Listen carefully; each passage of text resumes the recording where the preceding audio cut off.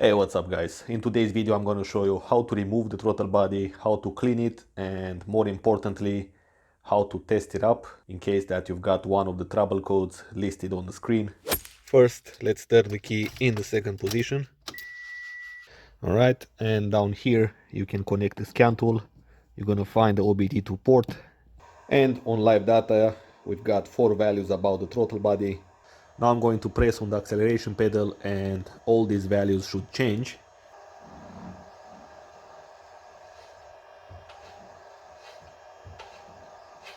Well, this graph is not the best in the world, but you can still see the spikes. Let's say you don't get any response or any signal from the throttle body, or you cannot read any voltage at the connector, then go ahead and check the fuse box.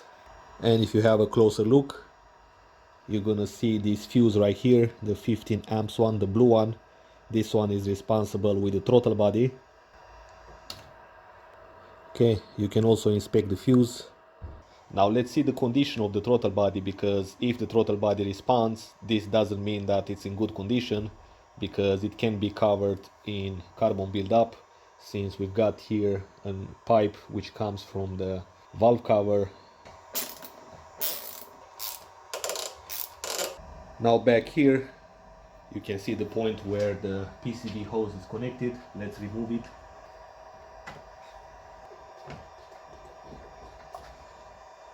And actually from this point, if you don't have, for example, a scan tool to watch the live data, you can have somebody to press on the acceleration pedal and you watch the flap. The movement of the flap should be proportional with the acceleration pedal. And a lot of you guys ask me what are the values on the voltmeter you need to see on the wires of the throttle body you are testing. So I'm going to show you this right now. I've got the voltmeter here set it to 20 volts, and by the way, you can see on the scan tool, once I remove the connector, the connection to the sensor is lost to the throttle body only, not to the OBD2 port. I've got here the flap of the connector and I'm watching it from this position. So let's see, the first terminal on the red wire, and to the next pin we've got nothing. For the third pin we've got 0.47, next one 3.6 volts, next one 4.5 volts, and this one 0.4. Let's take the black terminal and connect it to the second pin from the left. 0.4 volts, 3.7 volts, 4.5 volts, 0.4 volts. Let's see, on the third pin we've got 4.1 volts, 5 volts. Now we reach the reference wire and the ground, and nothing. Let's see, the next pin we've got nothing, almost 4 volts. Let's see the last combination of pins, we've got almost 5 volts again. Now since this is a water-cooled throttle body, I'm going to obstruct these coolant lines with some lockable pliers. Now let's get a 10mm, and you've got just 4 bolts around. Probably the sound until now was not that great. Now take a 10mm and some long extension. You've got 4 bolts around here.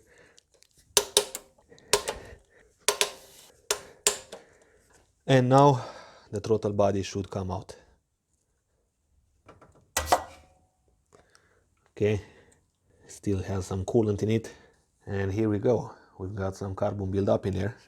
Alright, so I want to do a before and after. Now you can see how much light it's passing between the flap and the throttle body. Okay, it's not that much. Okay, you can see it up and down. I'm gonna use some mass airflow sensor cleaner. It's also good for throttle bodies. So let's see. It's very important to clean that area where the flap sits, because that's the point where the most carbon buildup will gather. That ring will obstruct the air to pass by, and the engine will get less air than the computer think it is. As you can see, with the throttle body cleaned, you can see a lot more light in between. Right now you can see the before and after, okay? That will make a big difference in how much air is traveling inside the engine and the accuracy of the computer on reading how much air goes inside. You will also see a gasket. Most of the people will replace this as well. The point is to not let any air leak. I can also see that the PCV hose doesn't have any oil on it actually, like nothing. The check valve is doing its job. Now torque the bolts to 7 foot-pounds.